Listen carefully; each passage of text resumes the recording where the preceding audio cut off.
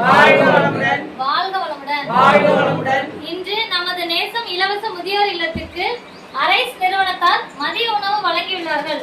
மேலும் அவர்கள் நிறுவனத்தின் சேவை மேன்மேலும் தொடர எல்லாம் வல்ல இறைவனிடம் பிரார்த்தனை செய்கிறோம். வாழ்க வளமுடன். வாழ்க வளமுடன். வாழ்க வளமுடன். வாழ்க வளமுடன். வாழ்க வளமுடன். வாழ்க வளமுடன். அற்றார் அழிப்பசி தீர்த்தல் அக்தோல்வன் பெற்றான் பொருளை புலி. வறுமையால் வாடி பசியால் வருந்துபவரின் கொடிய பசியை போக்குவது சிறந்த புண்ணியமாகும்.